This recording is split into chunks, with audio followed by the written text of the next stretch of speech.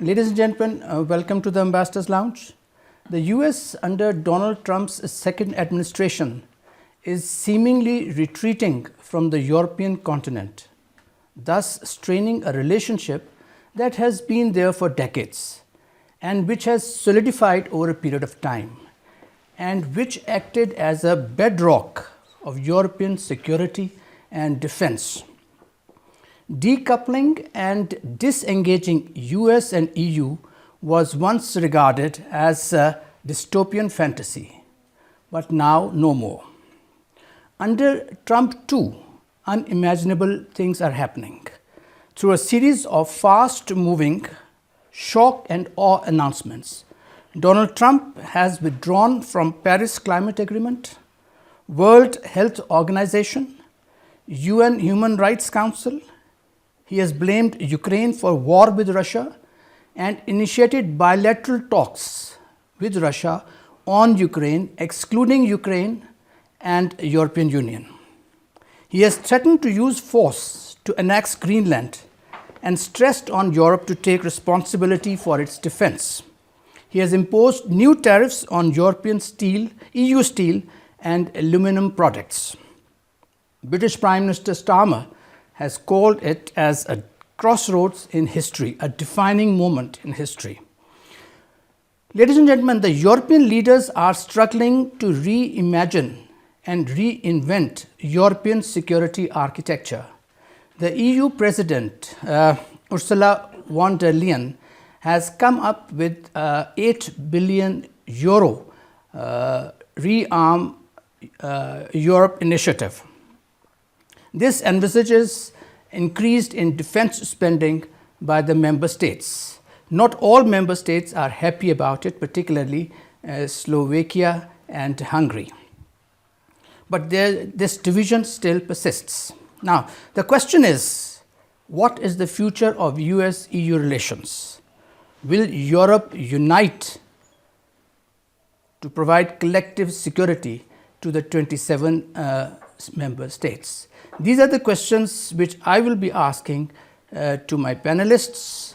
I have with me Ambassador Masood Khalid, a veteran diplomat. He has been with us before. He was Pakistan's ambassador to Malaysia, to South Korea, and also to China, where he was the longest serving ambassador. And of course, we have with us my dear old friend, Ambassador Asif Durrani. He is a former special representative of Pakistan and Afghanistan. He was our ambassador in Iran as well as UAE. Gentlemen, welcome to the Ambassador's Lounge. Thank you very much. Sir, let me start with you. My question is, how should European defense architecture be reinvented so as to meet the current situation, where on one hand it is the war in Ukraine, and then there is a revanchist Russia, and a seemingly disinterested US? Well, I think, first of all, the hats off to President Trump that in only 50 days, he has unleashed so much of confusion in the international system, which was already facing so much of flux, post-COVID phase. And in fact, the world economy was on the course of recovery. And yet, a jolt has been given domestically as well as in the foreign policy realm. So you are right that Europe is actually facing a dilemma now. They are not sure because, first of all, this was not expected. The kind of moves which President Trump has announced recently were quite a surprise. The Europeans were not expecting that the Trump administration would go to that length. So it is a surprise as well as a shock. Yes, there is war in Ukraine going on, but his campaign pledge was that he will end the war within 24 hours. So he has taken up that challenge and now making serious effort to sort of reaching out to Russia and Ukraine and using the good offices of Saudi Arabia you have seen. So I think on Ukraine, we will see, on the one hand, quite tough negotiations, because I'll come to that later. But as far as the security architecture is concerned, I think, first of all, there is a talk of using French and Nuclear British cover. nuclear cover. Yes. But they are not sure. They're, as they say, the devil lies in details. Traditionally, these NATO countries, they have been dependent on the United States as far as the sophistication of the wherewithal is concerned in terms of ballistic missile technology and all that. So they are not sure how will they do it. And compared to United States and Russia, of course, their nuclear arsenal are smaller. But at the same time, the Europeans have, the key countries, European countries, Germany, France, Britain, they have announced that they will increase the defense spending. the defense spending. So I think right now the situation is evolving, and we will have to wait and see how things shape up. But one thing is very clear, that President Trump is going to ensure that these European countries cough up more money, for defense. So and he's talking of, I think, 5% of GDP. Yeah, 5%. Well, it may not be possible. They are, I think, already near 3%, if I am not wrong. Not all of them. Not all of them. Yes, not all of them. So Poland, for example, another trend which you will see, and there is now talk which has started in Europe, is that we should also go nuclear. And Germans. The new politician. But there are legal obstacles to that. Well, there may be legal obstacles. Yes, you are right. There can be, but in Asia also the talk is going on that South Korea wants to become a nuclear power. So, the bottom line is that these announcements have created not only surprise and shock, but also disturbed. Actually, they have been off-balanced, all these European countries. So we'll have to wait and see how things evolve. Asif, coming to you, how is Europe, in your view, adapting to this shift in the US foreign policy and security policy? I think Ambassador Masood Khalid has already set the tone, and he has very comprehensively given the scenario which is unfolding. But my take would be that President Trump, what he says in public, he is different in private talks. And this is not me, but now American scholars like John Mearsheimer, Yes. they are of the firm opinion that with Zelensky, he is playing good cop, bad cop. And with Putin, he is quite friendly. So this is also a tactic. So when you apply it on Europe and its security architecture, America cannot afford a fizzled out NATO or a broken NATO. It would not. So in a way, it is a tactics, Trumpian tactics, that to put them under maximum pressure. To increase the so stakes. they can increase their defense budgets.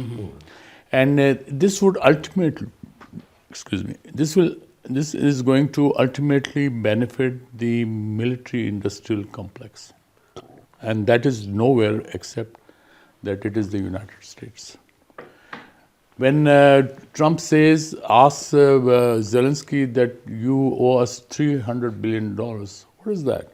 It is actually American weaponry which was used by the Ukraine. And what happened? They are under debt now. And what they want in return? Ukrainian minerals. Minerals, rare earth minerals. So I think it's business tactics which he has applied. How is Europe responding? You see, Europe has till now depended a lot on multilateralism. It has depended a lot on the institutions like NATO, EU. now they are entering a phase where they are not sure whether these institutions or whether multilateralism will work for them, because Mr. Trump is going for unilateralism. His talk of America first, it defies this multilateralism. Imran, I think this had to come because Europe was either in cahoots or they were reluctant to challenge the American unilateralism during the past But this 2 decades. unilateralism has strengthened under Trump. But unilateralism started after the post 9/11. It's the post 9/11 phenomenon, where Americans, they were going on their own, and They had the Asif, they had the support. In fact, that was one point where that's what Europe says, that well, Mr. Trump said that Europe has, if we ask Europe to come to our support, Europe will never. And the Europeans say that well, 9/11 is an example where you asked for us to come and we were there for you. But they were there, but the heavy lifting was done by the United States. Out of 100,000 troops, Europe's contribution was just 10%. So this is what, that's why that even when American troops were in Afghanistan, Americans were complaining in the NATO summits that your contribution is, far below what we have expected. So this is what I think it's a pressure tactics which Trump is using. So it's not a policy line which because Mr. in Trump that has taken. case, Europe's options are also available on the ground. Russia is there. They can join hands with Russia. They can join hands with China. Who stops them? Spain, in fact, Spain's Minister of Defense, Commerce Minister, and Greek Commerce Minister, they have said that, well, we should revisit our relations with China. Even the French analysts are now talking about, not their leadership, but their French analysts are talking in those terms. And if Germany is talking about raising its defense budget, where it is going to go? For instance, there is another dangerous trend which is now raising its head, is the nuclearization. Because there are 32 plus countries which possess capability, nuclear capability. They only have to change their intention. Exactly. Sir, coming to you. Now, Mr. Trump wants Europe to take greater responsibility for its defense.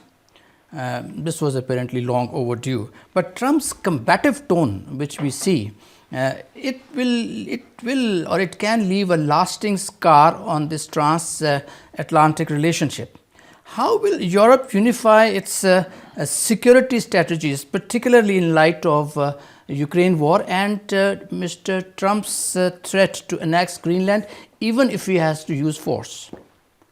My take is that Europe will come on board once the negotiations start on ending the Ukraine war, and I think they will be brought onto the table eventually, so in some form, and Ukraine, Russia and Europeans. So I think they will have to agree to a sort of a compromise.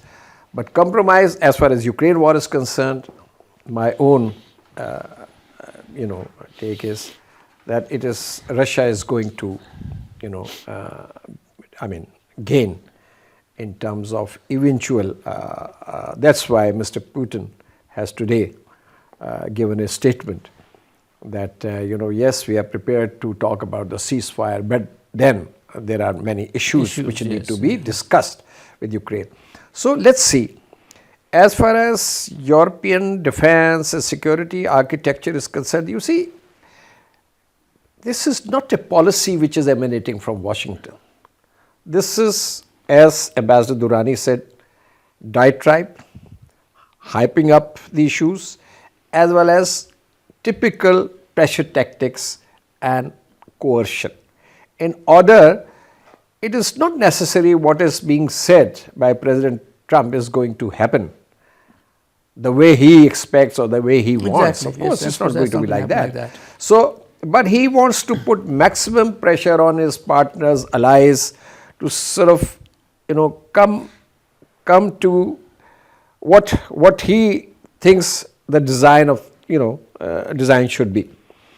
Now, as far as NATO is concerned, European defense, etc., Europeans are in a panic. They are talking, President Macron is talking of, not only nuclear umbrella.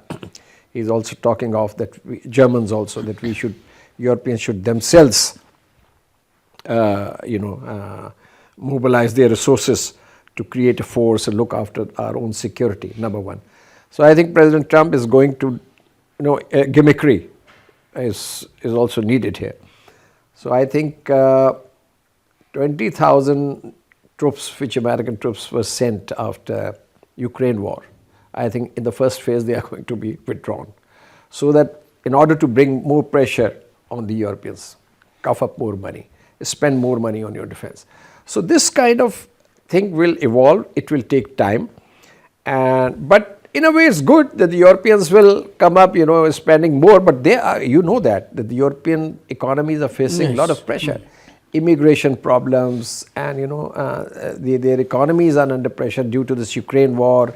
Gas supply from Russia was stopped, this and that. On the 1st of January. Yes. So I think they are in trouble that way, in brief, you can say, Europeans. But you can't predict what will happen tomorrow because it's a lot of zigzagging. Asif, now President Trump has threatened, and he said we will take Greenland one way or the other. He has threatened to use force. How do you think will Europe react to it? What would, within the NATO scenario, what do you foresee? This is what I think, this is Trumpian rhetoric. What if even in his first term, he was talking about taking over Greenland. Why didn't he take it? Because it has rare earth material, a lot of it. It's a rich island. The whole world, wherever you go in the glaciers, beneath, they say that it's full of wealth, mineral wealth. That is besides the point. The question is what Greenland has done, what wrong Greenland has done.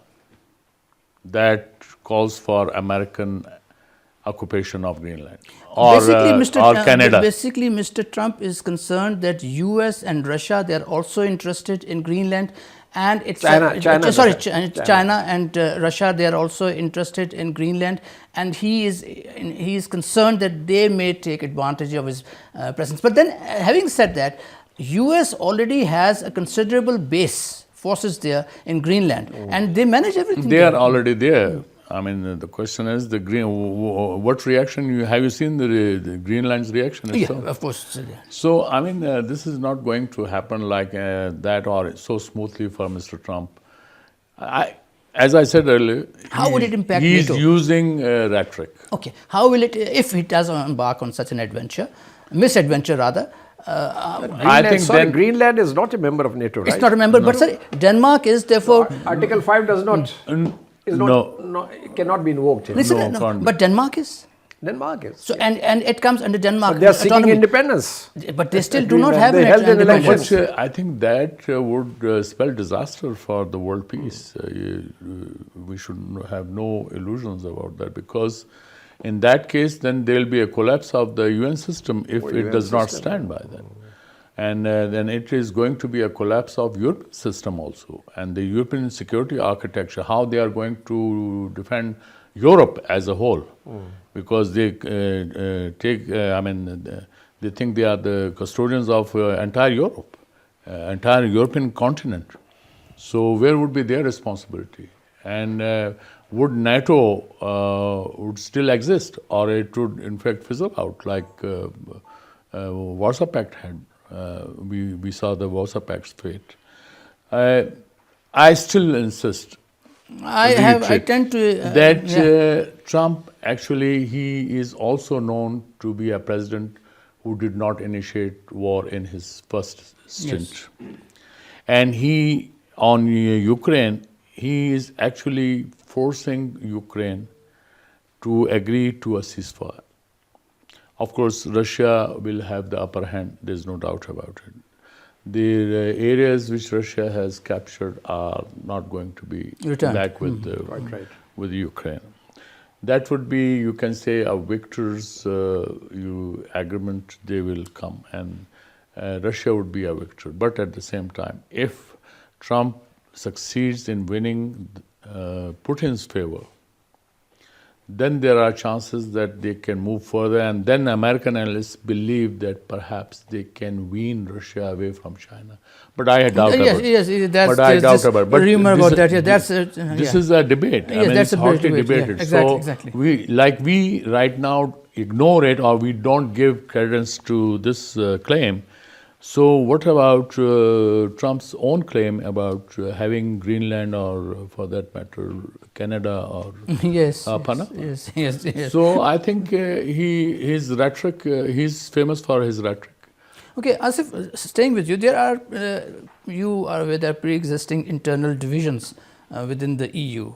Not all member states are on the same page, particularly regarding the Ukraine war, and then there's a question of peacekeeping force to be sent to Russia. Your views on that? Peacekeeping force to be sent to Russia? To Ukraine, sorry. Beg your pardon. Yes. I think that will depend on the agreement, how it comes up. I mean, we don't know what happened in Saudi Arabia, where Russia and America, they met, and Zelensky was also there. Yes, but he was on a bilateral visit. Fine, but he would not have been aloof what is happening between America and Russia. So this is something, and mind you, if they have chosen the venue, Saudi Arabia is the venue. Yes. So you can also anticipate about what is likely to come up in the Middle East context, because it is Saudi Arabia which is in fact has gained importance in world politics. So Hungary and Slovakia, they have their own views regarding war in Ukraine. As far as peacekeeping, sending peacekeeping force, which it was an idea of Mr. Macron, that about 100,000 troops are to be sent there. Italy and Greece, they have disagreed with that. So you find clear-cut divisions within Europe about these? I don't think that is going to happen because of the differences which you have pointed out. And of course, Russia has said we will not accept that. Russia will not accept it. Eventually, you see, Europeans have adopted a very hard, very tough stance vis-a-vis Russia. But I think eventually they will have to come around to accepting Russia in that continent as an indispensable player, actor. Right now they say, and they are not capable of, if US withdraws or retreats in terms of its commitment to NATO and the Europeans, troop withdrawal and spend more and we are not concerned, this and that, whatever is going on, is being said. Then the Europeans, not only that they are divided, but they are also not capable in terms of mobilizing their resources to be able to, send a peacekeeping force in Ukraine and dictate their terms to Russia. That's not going to happen. Now, another thing, you see, President Trump's problem is that he wants to deliver Ukraine. He wants to show that he's a doer, and by any means he wants some kind of understanding and compromise reached so that there is a ceasefire and things move so that he can claim tomorrow in front of the American public and the world, I'm a peacemaker. And he wins the Nobel Peace Prize. That's what he wants. Nobel Peace Prize, yes, that may be his also. But the point is about Greenland, not that easy. But worst case scenario, if that happens, already they have a base there and they mobilize their forces and occupy Greenland, for example, I don't think there is going to be any resistance from the Europeans. Absolutely. I don't think so. So that will, of course, fragment this European entity and European unity a great deal more. So things are very complicated. So basically, I think he wants to deliver Ukraine. And that's why he's reaching out to President Putin, so please come around to a ceasefire and reach an agreement. So let's see. A bit premature to say as to how things will shape up. So now Europe has invested a lot in the Ukraine war, particularly in terms of defense. Its economy is struggling, and its ambition to act as a global power. What was surprising is that during this war, peace was never an option. Diplomacy was not given a chance. Now, why do you think Europe was reluctant to end the war? Well, first of all, I think the Biden administration propped up the Europeans to put up a fight against Russia, because Trump administration has been in power only for less than 2 months. So this was during the Biden era. The President Biden's administration, was encouraging Europeans to put up a fight against Russia, to put up a front against Russia. This was one. Secondly, Europeans themselves have created, principles, international law, principles of sovereignty. Well, there are of course double standards. When I am not condoning what Russia did in Ukraine, but then you see, for example, what happens in Gaza or Middle East, complete silence from the Europeans, who are the champions of and the custodians of human rights and this and that. So I think Europeans created this, hype that Russia is a monster. Although if you go back into history, why Russia did this precipitate action against Ukraine, there is a reason, a solid reason for that. There was a breach of commitment by the United States. It's on record. And gradually the NATO was expanded. So, and when they reached, and then Zelensky saying that we want to become a NATO member. Of course, with membership of European Union, that may not be a big problem for Russia. But if you are a member of NATO, sitting on their border, then it's a problem for Russia, because Russia perceives that it's being contained, and that is why you see this China-Russia strategic partnership, etc. So I think things are complicated. Things can get more complicated, because President Trump, announces a new policy direction every second day. So he doesn't allow anyone to sort of settle and process his whatever he wants or whatever he's saying. Before the process, he comes up with another. Or he retracts. He retracts. So I think the biggest problem is going to be in the Western Hemisphere. For example, because of this abrasive approach which President Trump has adopted. Canada, Mexico, these countries are going to face more problems, in terms of tariffs and pressures. Greenland, yes, if he decides to do that, or Panama already he has, he has succeeded partially, and the Chinese company Hutchinson, it's a Hong Kong-based company, they are also in Pakistan, by the way, Karachi port. So they decided that we are, disposing of our stakes. Asif, as we were discussing, during the war, peace was not considered as an option. But now suddenly, Mr. Starmer, he is coming up with the coalition of the willing. And French, they are talking about peace force. And then French and Britain, both, they are talking about providing a nuclear cover to the rest of the European states. Now, how is it that suddenly the whole of Europe is vying for peace? I think it's not vying for peace. Already European countries are covered under the nuclear umbrella, under the NATO. And this is, if the French are talking about that, I think they are not adding any, there's no value addition. Main thing is, Ukraine has to be neutral. And this is the assurance which Trump wants to extract from Zelensky, that they will not vie for NATO, and this would be acceptable to Russia. If Ukraine wants to join EU, that may be acceptable to Putin. So this is a kind of, you can say, a sketch of the possible agreement which is being negotiated right now.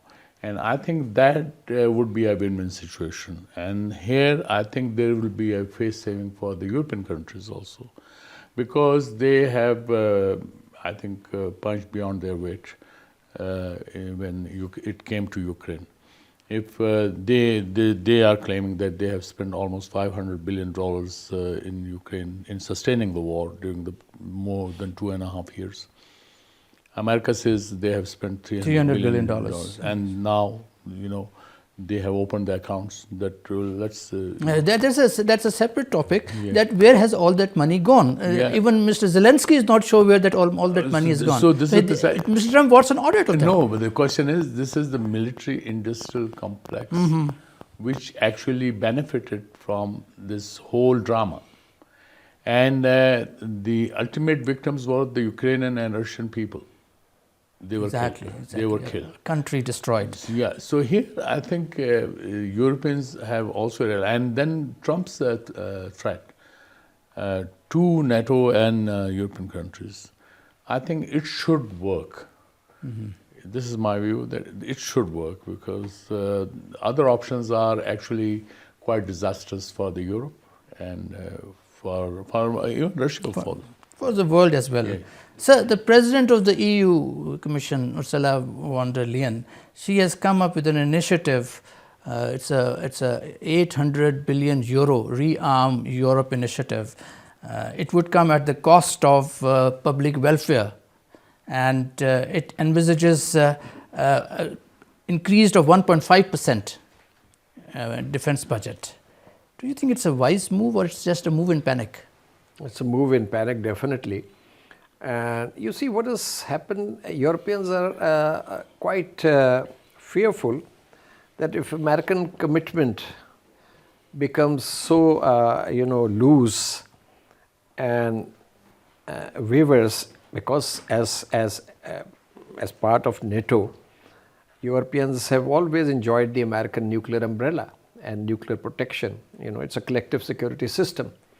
So now Europeans are apprehensive that if this is the level of commitment of the new administration, that what happens if they are left in a situation where Russia, being a big country, of course, encroaches the Baltic states, for example, and Americans do not come to their help. So then what will happen? So that is why they are talking of rearming and creating this force. But the things are not clear. They are not clear yet as to how this will work out. These are ideas which are coming up. And they are also monitoring how the administration, US administration makes. They are taking into account the worst case scenario. They are probably, they must be working on contingencies. But I think at times I find that some of the European leaders also have overreacted. I mean, they could have been a bit calmer, but they have come up, different ideas have come up, nuclear umbrella by Britain and France and, against, and this and that, if US withdraws, will create a force. Half of the things may not be possible. I mean, if you divert 800 billion euros, you are saying, right? Yes. To military expenditure at the expense of social welfare, of their societies, which are already fragmenting, which are facing multiple problems. Go to Britain and see Germany. Germany is the strongest European economy and they are under tremendous economic pressure. So how this going to be, how it's going to work out? So more public posturing and this and that, and also showing that if United States abandons us, or But sir, apparently this is not going to happen. In Germany, there is a support for increase in defense spending, as opposed to let's say in Poland or on Hungary or Slovakia. They are divided. But I think NATO, US is not going to abandon NATO, but it is possible that it may be reconfigured. As your first question was, the security architecture. Security architecture of Europe may see adjustments in the light of US, strategic autonomy. That's what Europe has. Strategic autonomy, or US will keep its. US cannot withdraw from Europe. I don't think so. It's not possible. They had 100,000 troops, American troops. Yeah. And stationed in different countries, and they have bases. They have nuclear, arsenal there. So it's a nuclear cover.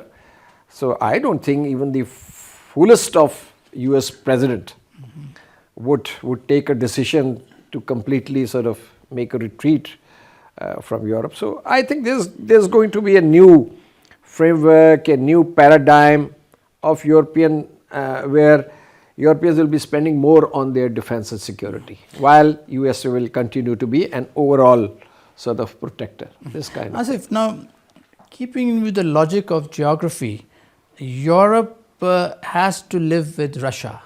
Russia is not going to disappear. It's going to stay there. And it was important that Europe had more, European policy towards Russia should have been more pragmatic. This was missing, particularly when we see war in Ukraine. Do you think Europe has closed its options on Russia?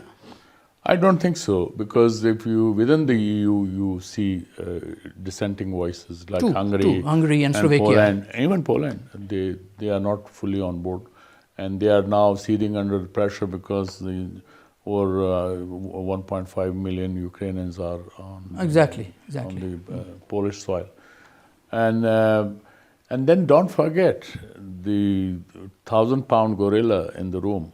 And that is China. 1,000-pound gorilla is here also. China. Mm-hmm. And it's more than 1,000 pound, Asif. Yeah. So here, if Russia, and what happens, say, if Europe fragments, or for that matter, NATO, there's fragmentation in NATO, or there are defenses in NATO, it is going to strengthen, in fact, Russia-China alliance, which is already there. They are strategic partners. And in fact, it has paid them dividends during the past 2.5 years during the Ukrainian war. So America would be mindful of that fact also. And Mr. Trump would want Russia and China to be estranged. Well, but would that happen? I don't think so. I don't think so. Yeah. So it is. I think the realignment is taking place, and then Europe and its security architecture, which you referred to, will be under pressure. There's no doubt about it. And then they have to now take their own decisions. If they talk about strategic autonomy in that terms, so yes, they'll be spending more. But would they be spending on the American military-industrial complex, or they will develop their own? Wouldn't it be better if they start mending fences with Russia? Ideally, this should be the case. And if that is the case, then in fact, then they have much more to offer to Russia and vice versa. Even the Chinese threat, quote unquote, while China is not a threat, it is not an expansionist power. And yes, it is an economic power. It is still the largest trading partner of the EU, largest trading partner of the Americans, the ASEAN. So there is a competition, and it is economic competition. It is trade competition, which will in fact set the tone about the overall architecture, whether it is in Europe or it is America-China relationship. So while EU may want to mend fences with Russia, do you think Russia would be okay working with Europe after all this? Russia is a European power. Exactly. Right? So why would Russia, because, and I was reading a statement by President Putin, he says that, look, why should we vitiate our relations with European countries? Mm-hmm. We have our resources. We are rich in terms of natural resources. Yes. And so we do not need you as much, but we want to maintain good relations. And let me be devil's advocate. You would know, Ambassador Imran, that at one point in time, Russia reached out to NATO to become a member of NATO. Absolutely, under Mr. Gorbachev. Yes, and they were sort of rebuffed. Exactly. So this Ukraine war is a reaction to Russian perception that it is being encircled. So I think that we will see a lot of and another point which Ambassador Durrani has mentioned, I think it's an important point. Will it be possible for Europeans to manufacture their own armaments in 4 or 5 years' time? Not possible. It's a mid-term to long-term process. So willy-nilly, they will have to depend on the US. American system. Plus the systems military. Which they have, particularly Ukraine has and Europe has, they're all American systems. So military they need American ammunition for that. So, Sir, coming to the final question. These talks which have taken place in Saudi Arabia, Now, Ukraine has agreed to a 30-day ceasefire, air, land, navy. This proposal has been, and of course, the Americans have started removed that ban on them for as far as weapons were concerned and intelligence sharing was concerned. Now that has gone to Russia. Mr. Putin's statement is there. What is the future of the talks? I think, as I said before, President Trump will try to ensure that there is some kind of agreement and understanding. Russia will play tough. Russia is not going to give up what it has secured in this war in terms of territory. They are not going to, and they are going to make this demand that Ukraine will remain neutral, not be a member of NATO. So Ukraine is in a difficult situation, so it will come under pressure. Less pressure on Russia on that in that sense. But I think eventually you will, because Russia is also now in a way there is war situation. There is war situation. There have been big casualties, on the Russian side also. So I think a compromise, which would be good for peace in Europe. Compromise, yes, but on Russian terms. Russians have said demilitarization, denazification. They have said that no to NATO expansion. Well, I think Russia, they'll go for the maximalist position, but they will go. Putin yes. is also a pragmatist. If Ukraine goes neutral, it would be a plus. It would be a win for Russia because NATO's expansion eastward was actually major concern of Russia, and Putin had on so many occasions had raised that issue. So this would be one of his demands which should be accepted if there's agreement on Ukraine's neutrality. And I think that would be the main point. Plus, they believe that this ceasefire, which they are proposing, this would enable Ukraine to regroup, to rearm, to... Well, that in any case, if the ultimate objective is have a peace, then rearming or what maneuvers they want to achieve, I don't think that Russia, Mr. Putin wants, they will defeat Russia. Mr. Putin wants that root causes should be addressed, and that should be for a source of permanent peace. Gentlemen, thank you very much. Ladies and gentlemen, after German unification and end of Cold War, Europe had a perfectly ideal opportunity to establish long-term and peaceful relation, a meaningful relation with Russia. Mr. Gorbachev then defined Europe as common European home. He said, peaceful and democratic, a Europe that maintains all its diversity and common humanitarian idea, a prosperous Europe. It is, and he added, it is such a Europe that we visualize as our own future. Now, at the same time, Russians were hopeful and that NATO states would understand and respect their security concerns, particularly regarding the eastward expansion of NATO. And the NATO states repeatedly said, not an inch eastward. Russian invasion of Ukraine was a result of continuous eastward expansion of NATO. During the 3 years of war, almost 3 years of war, the European nations did not give diplomacy a chance. Peace was never considered an option, and they continued to arm the Ukrainians heavily, hoping that it would weaken Russia beyond repair and probably also to eliminate Mr. Putin. As my panelists said, Europeans need to be pragmatic in their policy. Russia is going to be there. It's important for Europeans to develop a working relationship, to mend their fences with Russia, because that is the only way to bring peace not only in the continent but also in the world. Thank you for watching Ambassador's Lounge. Please subscribe to our channel and we will be back.